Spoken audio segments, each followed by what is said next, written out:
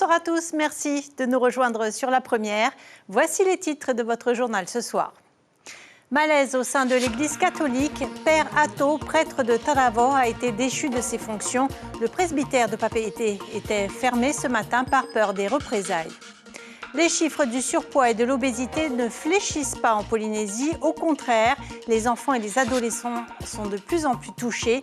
Des programmes thérapeutiques sont mis en place, notamment à la presqu'île. Nous en parlerons avec notre invitée Marie-Pierre Tefrafana, directrice de l'hôpital de Taravao. Elle est aussi responsable des formations sanitaires de Tahiti. L'eau potable dans toutes les maisons, on y arrive doucement mais sûrement. Les 450 foyers du plateau de Taravao diront bientôt adieu aux coupures d'eau et à l'eau chocolat. L'affaire est remontée jusqu'au Vatican. L'Église catholique effectue une enquête interne depuis 2 ans maintenant. La tension est à son paroxysme. Depuis hier, les locaux du presbytère de Mariano Tejo à la Mission sont fermés au public par peur des représailles. Il était question que des paroissiens soutenant le prêtre de Taravao démis de ses fonctions manifestent devant le presbytère. Ce qui divise, ce sont les pratiques du père Noël Nohote Morea, plus connu sous le nom du père Atto. Les précisions de Kaline Liénard et Jacques Damour. Parking fermé, vigile à l'entrée, l'archidiocèse de Papeete interdit d'accès par mesure de précaution. Attendu, aucun manifestant ne s'est finalement présenté ce matin. Un soulagement pour le père Landry, qui s'explique sur cette affaire concernant le prêtre de Taravao. Est-ce qu'on est dans des violences, dans des abus sexuels, des dérives sectaires? Est-ce que vous pouvez quand même préciser? Oui. C'est pas que quelque chose qui regarde la presqu'île. Hein. C'est une façon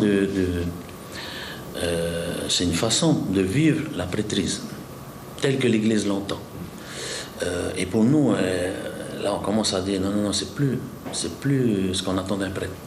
Le malaise est perceptible. En attendant, le père Atto est privé de ses paroisses à Taravao depuis octobre 2022. Il faut dire que plusieurs enquêtes internes à l'Église sont en cours.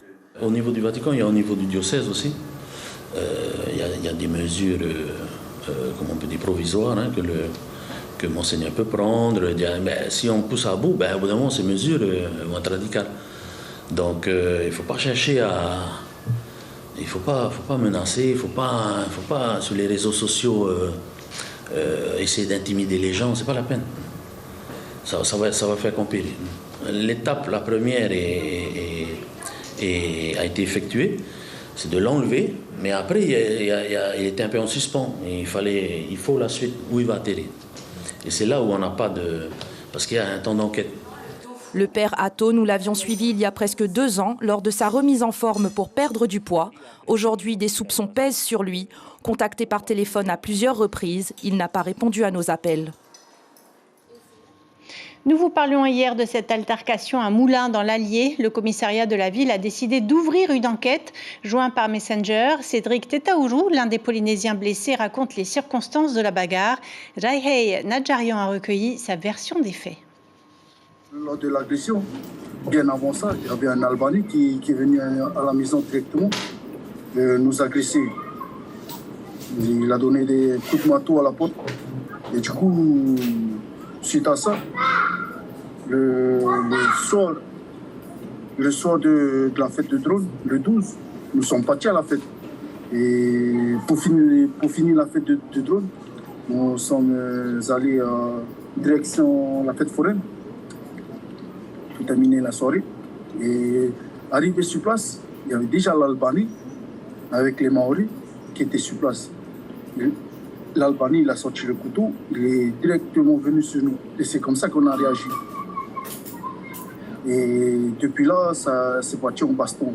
Juste avant ça, l'Albanais, il en voulait déjà à mon frère. C'était pour une histoire qui datait d'avant. Histoire de meufs. C'est pour ça.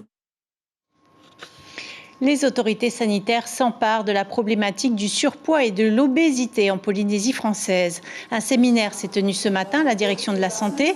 Des représentants du centre hospitalier, du Whare Tamahau et du centre Tetiare ont pu partager leurs expériences, notamment les programmes thérapeutiques qui aident les patients à devenir, je cite, acteurs de leur santé. Les chiffres sont éloquents. 70% de la population adulte est en surpoids et 40% au stade d'obésité. Les enfants sont de plus en plus touchés. On va donner l'exemple de la presqu'île dans un instant avec notre invité. Mais d'abord, coup de projecteur sur ce qui peut nous conduire à cette maladie chronique. Mélissa Chong et Patrick Tsing se sont rendus au marché de Papeete avec dans le viseur les casse-croûtes souvent consommées à la pause du midi. Oui Cybèle, vous comme moi, nous n'avons pas toujours le temps de cuisiner à midi, alors le casse-croûte, c'est la solution sur le pouce.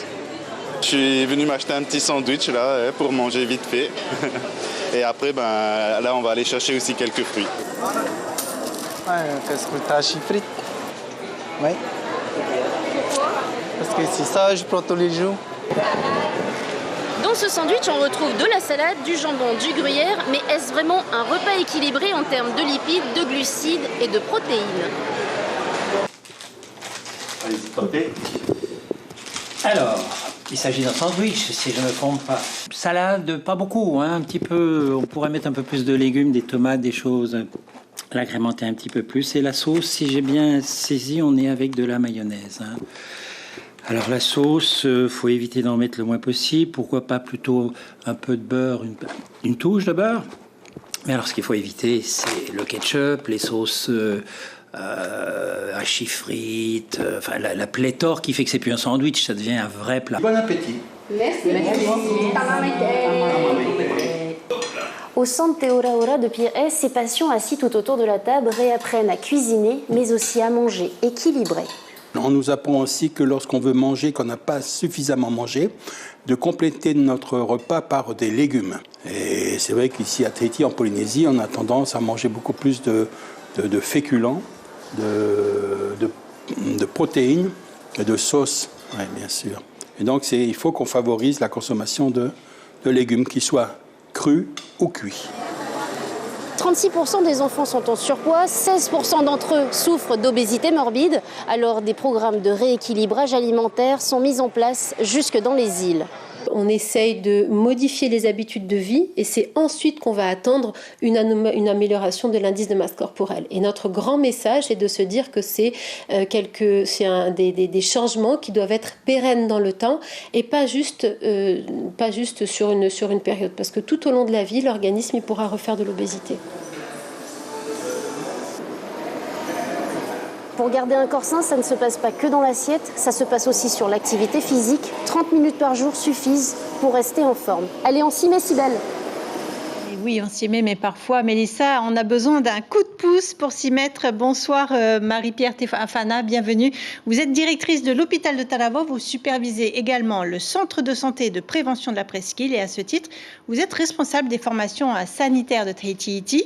À la presqu'île, vous lancez un programme d'accompagnement gratuit. Quelle est la philosophie de ce programme ? Bonsoir tout le monde. En effet, la philosophie, vraiment, c'est d'accompagner au plus près les familles, c'est-à-dire que on s'est bien rendu compte que on peut pas maigrir et avoir l'objectif de maigrir ou faire du sport tout seul. Il faut avoir un coup d'aide, un coup de pouce et surtout ce programme qui est mis en place sur la presqu'île, il est innovant.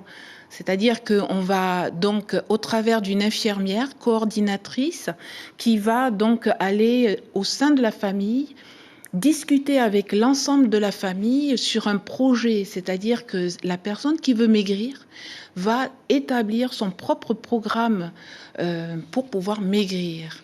C'est important de maigrir. Pourquoi ? Parce que c'est quoi ? Ça provoque l'hypertension, le diabète, l'insuffisance respiratoire, toutes sortes de maladies sont conséquentes à l'obésité. En effet, bien sûr, c'est l'obésité et le mal du siècle nous fait avoir tous ces problèmes d'hypertension, de diabète, mais aussi surtout d'ACR, d'arrêt cardiovasculaire. Énormément de personnes entre 40 et 50 ans qui meurent d'un arrêt cardiaque parce que le cœur ne supporte plus le poids, la pression du corps avec ce surpoids. Mais c'est une maladie tout de même, donc c'est pas forcément facile de perdre du poids. Bien sûr. Et c'est la raison pour laquelle ce programme ETP Obésité sur la presqu'île est tout à fait innovant.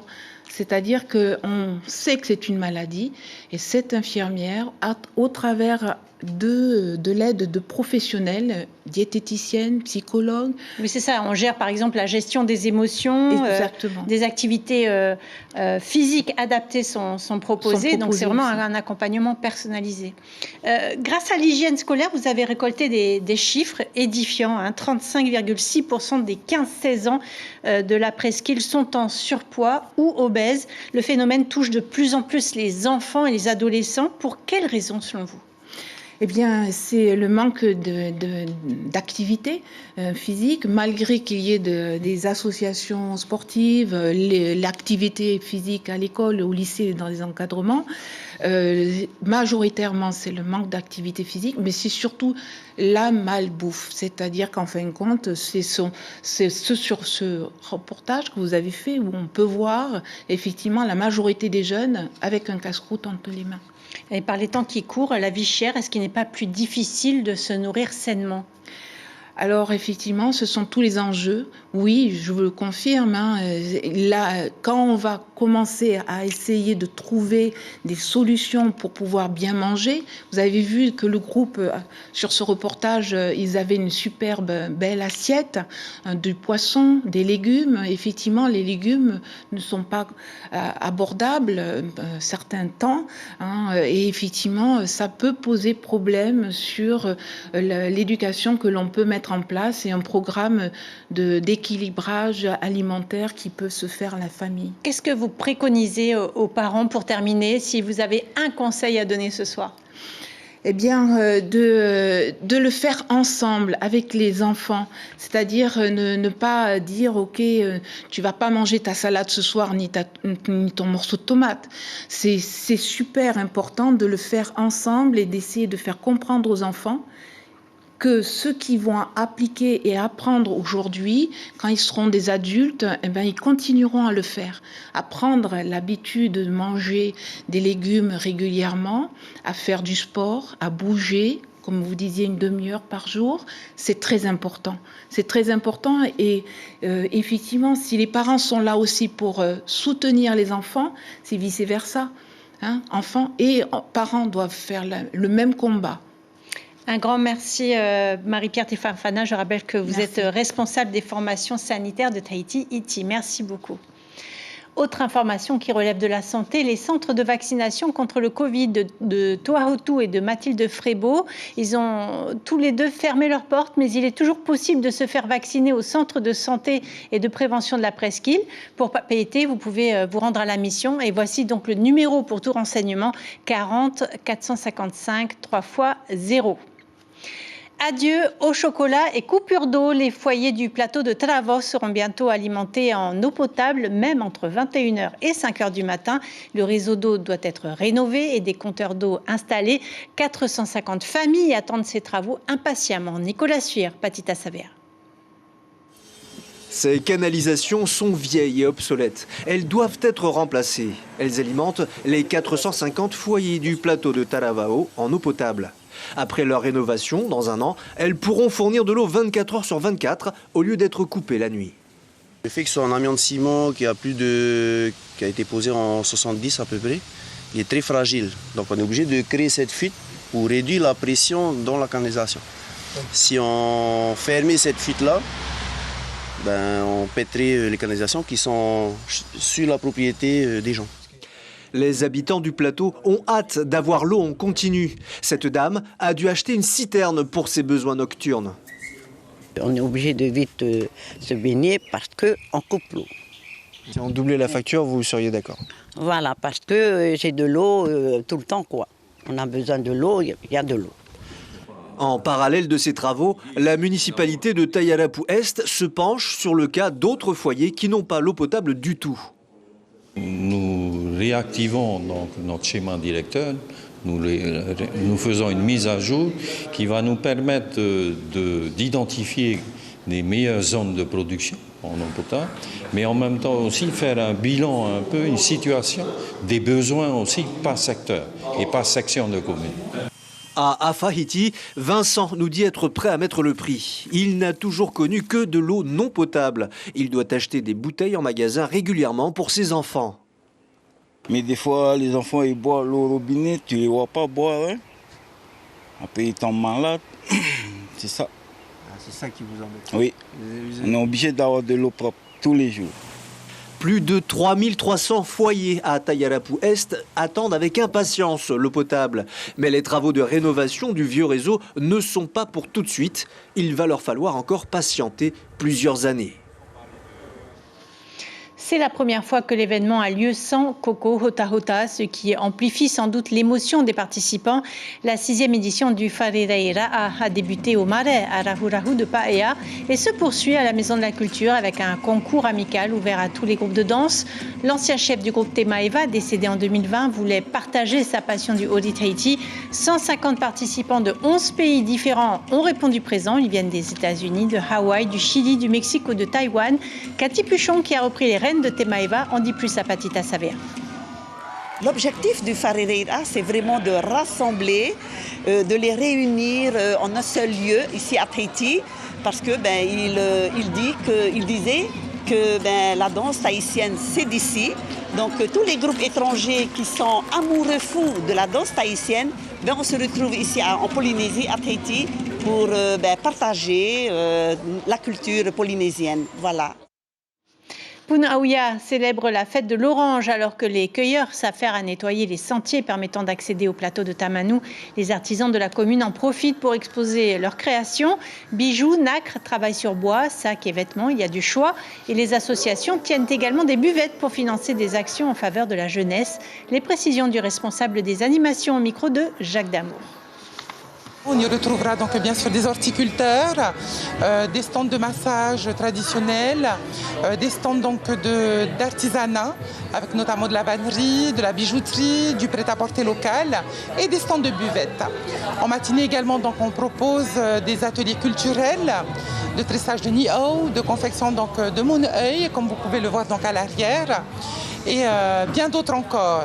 Ensuite, tous les soirs, à partir de 18h, nous proposons des animations, notamment donc des soirées de concours de danse traditionnelle, des soirées donc avec les troupes du Heiwai Tahiti. Et bien sûr, on va clôturer ces festivités le samedi 22 juillet en journée avec le traditionnel défilé des porteurs d'orange. L'information principale de ce journal, c'est ce malaise au sein de l'Église catholique. Le prêtre de Taravao, Noel Nohotemorea, a été déchu de ses fonctions. Sa pratique de la prêtrise est remise en cause. Le presbytère de Papeete était fermé ce matin par peur des représailles. L'affaire est remontée jusqu'au Vatican. L'Église effectue une enquête interne depuis 2 ans maintenant. Au programme de votre soirée sur la première, la série « Et la montagne fleurira » sera suivie du film « Insoupçonnable ».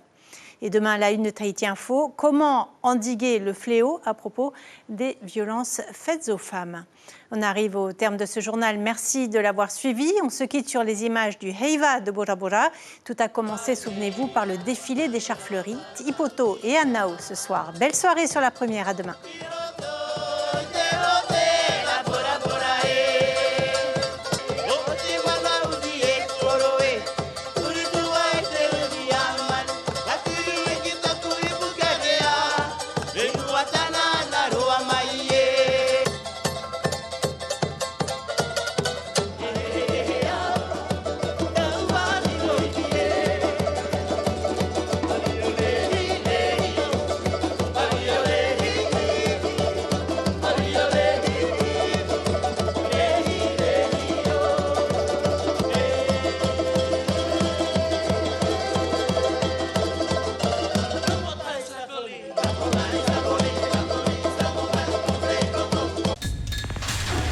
L'information en continu sur Polynésie la première, Internet et réseaux sociaux.